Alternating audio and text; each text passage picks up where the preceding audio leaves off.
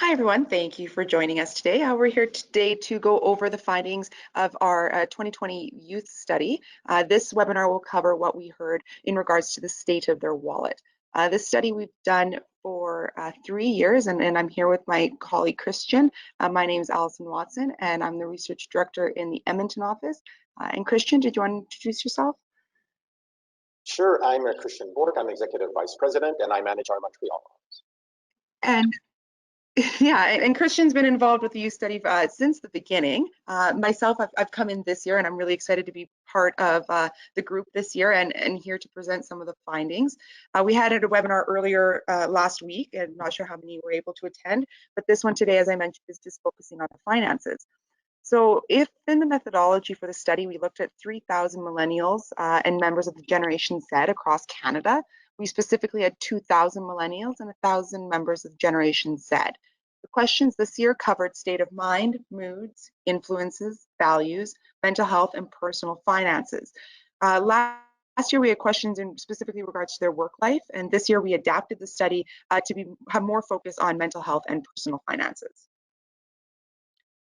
So today's presentation is going to cover some of the key findings that we heard, and if you have any questions, you can feel free to reach out to us at another time, and you'll also be receiving a copy of the presentation and the report, excluding the finance section, as a Christmas gift closer to the holidays. So first we'll cover a little bit of the generational observations that we've seen throughout the study.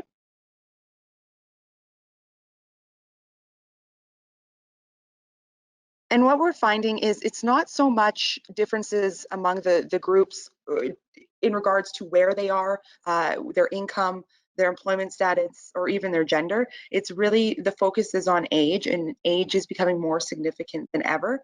It really is becoming the main differentiating factor between these generation groups, and we only expect to see that continue and the differences become more significant.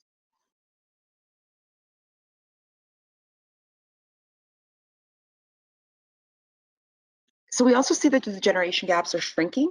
The baby boomers were 19 years for their generational years, Generation Z 15, the millennials 14, Generation Z 14. And we even expect to see those generation years gaps continue to shrink, even though we perceive that the differences between them are going to continue to grow and become larger. So where is the average young person?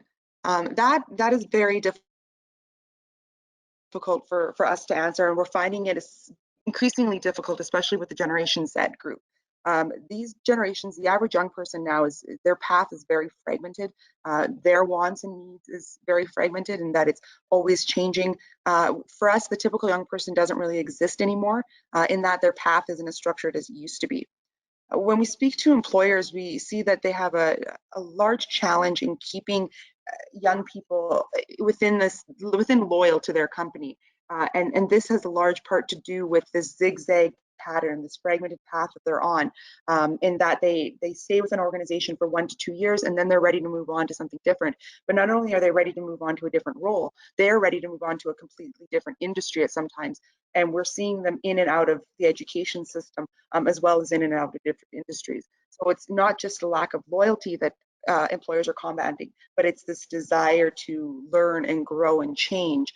So it's really making organizations have to think, how can we adapt our organization to be as fluid as these young generations are, and adapt to their needs without losing them as an employee. We also see more diversity within the young population than ever. In 2016, we had 13% of those aged 15 to 34 who were members of a visible minority. That more than doubled in 2018 to 27%. In 2016, we had 4% who identified as members of the LGBTQ+ community. In 2018, we're at 10%. And the proportion whose mother's tongue is not French or English in 2020 was 15%. And judging by the trends within the visible minority proportion, it's expected that proportion will change as well, and it'll be interesting to see how the diversity continues to grow and adapt, and in turn grow and adapt these younger generations. So some of the economic observations that we observed, we see that it's been a challenging year. I think that goes without saying for anyone, young or old. 61% experienced a reduction in income as a result of this economic shock, and 40% say they have had financial difficulties. And what we found interesting with this is it was not the same proportion of people that generally or historically have had these issues. It's really impacting anyone and everyone, and no one is really safe for the financial impact of this past year. And highlighting that it was specifically 60% of the young people that we spoke to identified that their financial difficulties was a result of COVID-19 specifically. This group is also the most affected in our perception because they're very much involved in industries that have really taken a very hard hit in the past year. So culture, hotels, and restaurants. We see that particularly among the Gen Zs, these are where they rely on for their summer work. So they have money in their pocket going into the fall, so they have money for their studies, so they can focus on their studies rather than employ or working while they're in school. So we saw a lot of difficulties, particularly among that group, in trying to find work this past summer specifically.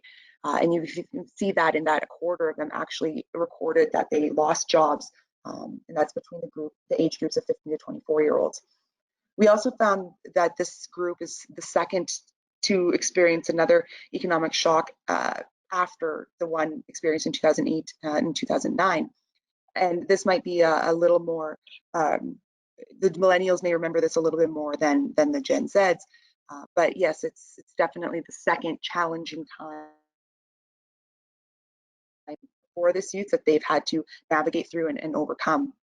But even with these challenges, we have seen some really positive and optimistic findings in that this is a very collective group of youth that really grasp onto these collective values and really grasp onto their own personal values and want to make change and stand up for change in what they believe in. So we see that 65% want to buy more local products or produces, 27% do business with companies that share their ecological values, and 42% prefer not to buy fast fashion. So there's definitely a shift in purchasing behavior. There's a shift in how they want to spend their money and where they want to spend their money, and even who they want to spend their money with. And Christian will touch on that a little bit later on as well.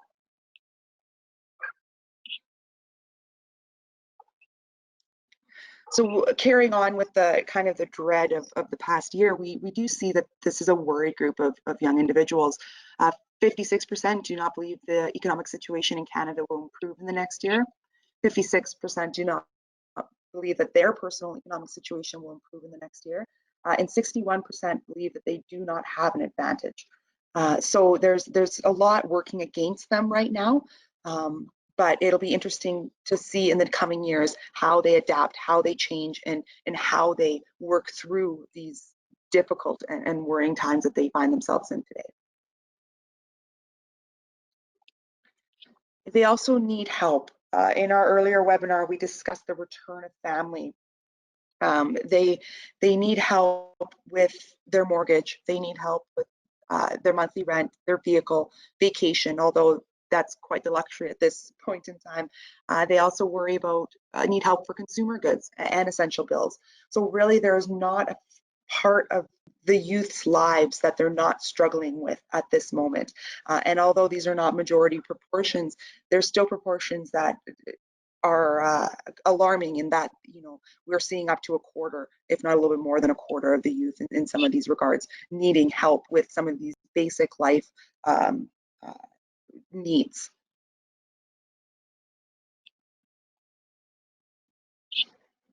So as I mentioned, the return to family, that's right now who they're turning to. They're their financial advisors as well as their support system. 30% indicated that their parents are their main financial advisor, financial advisor. And we did see this proportion decrease with age as the millennials and Gen Z got older. So the proportion isn't as high among the 30 to 39-year-olds, but it is interesting that those older millennials don't shift to where you might, as financial institutions, expect them to shift. And Christian will talk about that a little bit later as well, but we'll just tease you with that for now. 67% feel that their parents are there for them if they need money. So definitely the bank of mom and dad is open for business, and they feel that it is, and they can feel that they can turn there. And 41% believe that they don't have the knowledge to make the right financial decisions. Again, one thing that really stood out for us here is, again, all of these proportions will decrease with age, but the interesting finding, especially for the knowledge to make the right financial decisions, is that even among the older millennials, 30 to 49 years old, where you might expect them to have some life experience and some knowledge along the way that they would have gained to feel confident to make financial decisions for themselves, 33% indicate that they don't have the knowledge to make the right financial decisions. So there's definitely a large need for information and education among the youth in terms of finances. Perfect. Thank you, Allison. I mean, this really sets the table in terms of how youth are feeling and how they're going through this pandemic.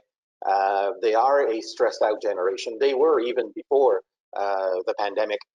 There'll be another webinar early in the new year on the state of mental health of our youth today, but you can certainly consider for now anyways that basically 1 in 2 millennials or Gen Zs that walk into your bank feel that they are suffering from some form of anxiety. A quarter of youth today had struggled with sleep. So they are feeling very anxious, and Allison has already touched on that part of that anxiety is financial. And it struck us as we were looking through the data that while 30% say that their main financial advisor is their parents, only 10% and even only 15% among millennials in their 30s have a financial advisor from an institution, which basically means that if close to half of them do not have the knowledge to make the right financial decisions, or at least admit that they do not have the basic knowledge to do so, that very high level of or very low level of financial literacy is met with very few people actually having a financial advisors to help make them make the right decisions. There is a huge gap that needs to be addressed by the industry. When we actually sort of ask them questions relative to banks and financial institutions in general, you seem to be struggling for relevancy in their lives. You don't really exist for them. 25% said that they have already spoken to somebody at a bank. So mainly their relationship, even though they are very sort of tech savvy, their relationship with a financial institution is basically just a website.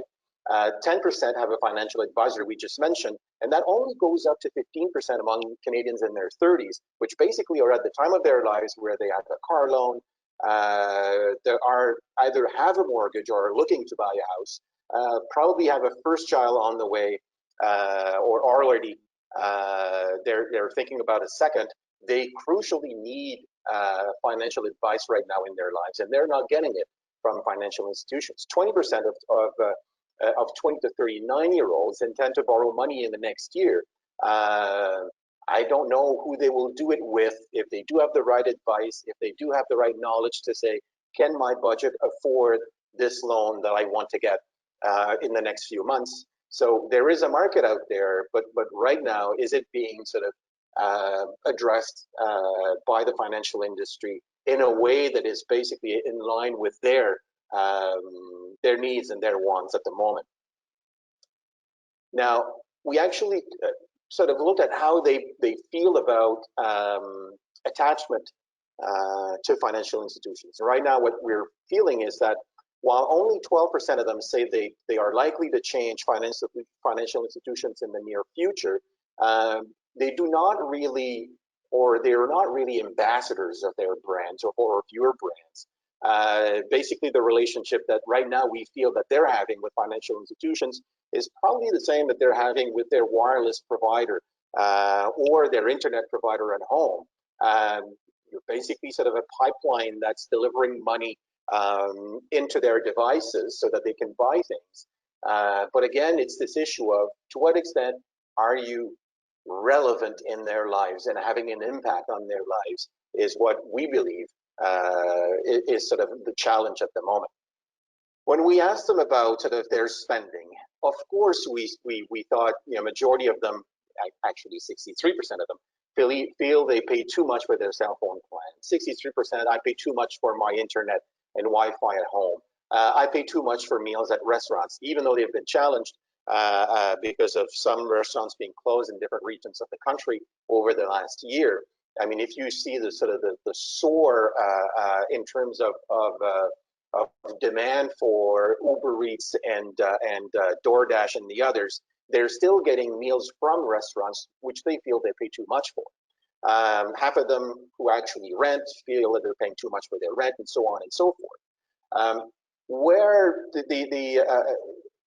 in terms of the items where you have a say as financial institutions is the fact that 41% of those who have a mortgage, either in Gen Y or Gen Z, feel they're paying too much for their mortgage. While it's not a majority, and 59% feel that they're paying an okay amount each month for mortgage, 41% is still a staggering figure. 65% feel they're paying too much for insurance. That's certainly even more true for younger men. Of course, we know about how car insurance is structured in a way that basically these young, particularly young men, feel that they have a high bill to pay. 46% feel they're paying too much for their car loan, and 44% feel they are paying too much in terms of banking fees. So even though it's not as bad as what they think they're paying for their cell phone, still these numbers need to be addressed. Are they getting a level of service that would make them feel better about what they have to pay? If 41 say they believe they pay too much for their mortgage, is it because they're not managing their finances correctly? And then we go back into this whole advisory role that financial institutions could play in the lives of millennials that they may not be playing at the moment. In terms of their saving habits, well, there's some good and there's some bad or not so good on this page. The first one that stood out to us is that only 30% of millennials and Gen Z actually have a monthly budget that they actually look at and follow up over time. And we did not ask the question, or we asked the question in a fairly loose way, that they did not have to think that they would need to have the savvy Excel spreadsheet to keep their spending in line, but just basically if they make a sort of a rough monthly budget. And only a third of them actually do that. 28% are saving to either buy a property or buy a car. So we can say, is that enough? Of course, in an ideal world, 100% of youth in Canada would be putting some money aside. But that 28% is not a high figure, but we can see that they're trying. They hope that they can actually save some money over time to plan for the future. And it's all in line with the fact that only a quarter of them say that they actually have clear financial goals in their lives. And that number doesn't even go beyond 30% once we actually get into our millennials that are in their 30s right now. Fully 1 in 5 millennials in their 30s, and they're not just out of university or still studying, they're actually in their 30s where there should be at the start and moving towards those peak earning years, yet 21% of them feel they're living paycheck to paycheck. And it was interesting to look at their income.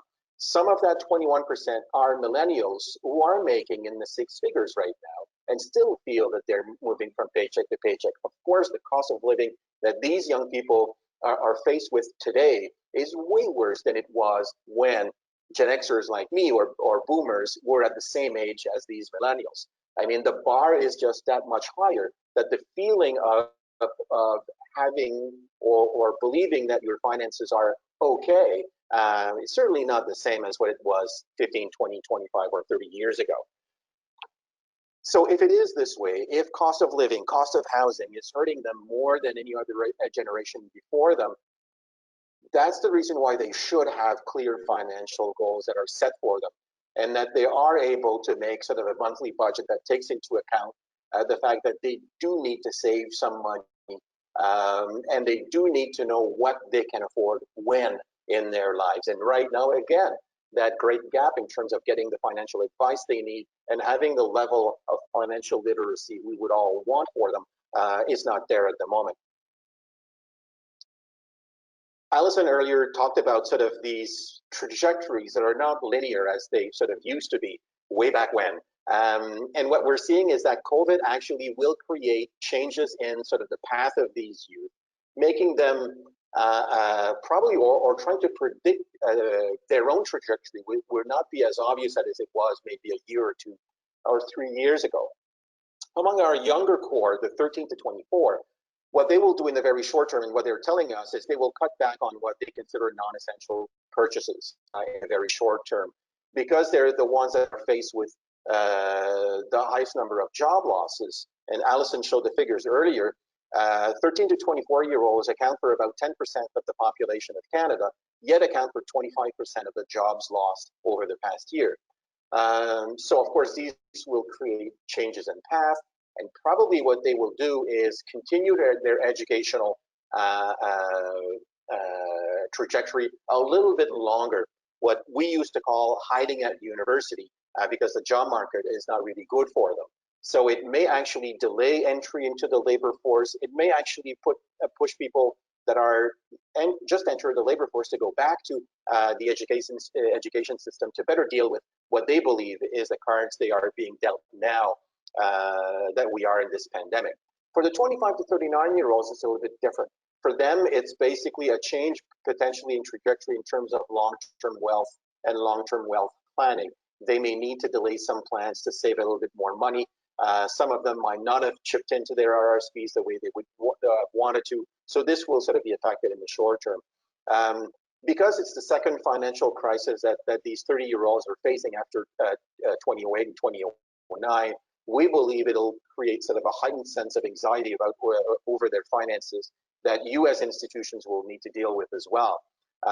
They will have a greater inability to actually settle some of their short-term debt that they've accumulated. Certainly the issue of student loans is actually worse this year than it was last year, which may actually delay some key projects.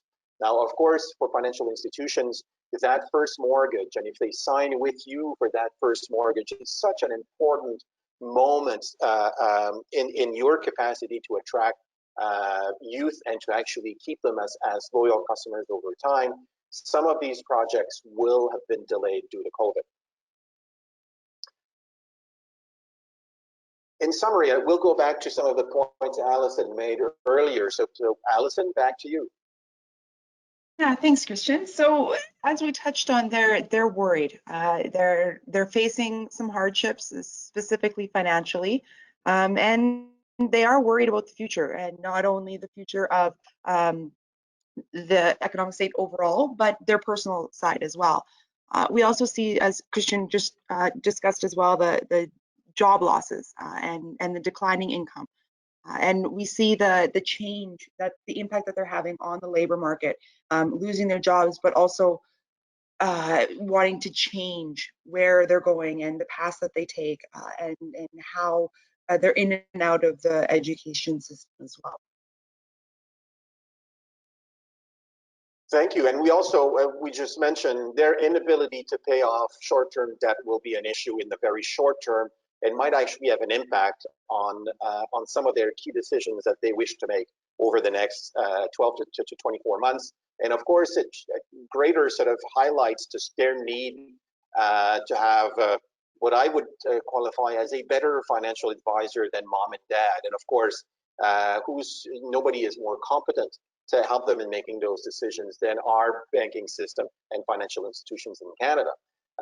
Due to the path changes relative to COVID, I believe that their need for a better level of service from a financial institution will be even greater.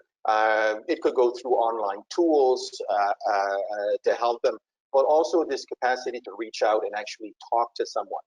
Given their level of financial anxiety, they will need at some point that person-to-person contact to make them feel better about the trajectory they're currently on financially. And lastly, this generation in the short term are looking for some form of stability. They have been sort of destabilized by this past year, and right now probably are seeking some form of, or trying to make sense of what the impact of this pandemic and economic crisis that comes with it, of course, will have on their lives. Youth today are basically, they want to vote with their wallet. They want to make the right decisions. They want to actually buy brands that actually give meaning to what they're buying, to what they're spending. And I think more and more they're turning to concepts such as zero waste, for example, lowering their overall carbon footprint.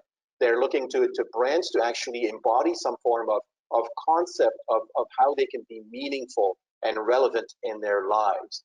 And I think our financial institutions should be concerned right now and certainly thinking strategically about how can I be relevant for our youth today in Canada. So thank you for listening in to our webinar this morning, and thank you, Allison, as well for working on this with us all along the way. Early in the coming year, there'll be 2 other webinars, one on mental health and a second as well to focus on some of the other aspects of the research that we conducted. As Allison mentioned earlier, shortly before the holidays, you will get a copy of the report of the youth study, the financial, because we do dig a lot deeper into personal finances in a separate report that is available for purchase. Please contact any one of us, and we will be able to provide you with more information on what that actually means. We're digging into issues of customer service, what their expectations are, how they deal with credit, what are the necessary perks for them to be attracted to a certain financial product. All of that is in our separate financial services report that is available to you as well. So please do not hesitate to reach out. Thank you for listening to us, and have a great day. Thank you, everybody.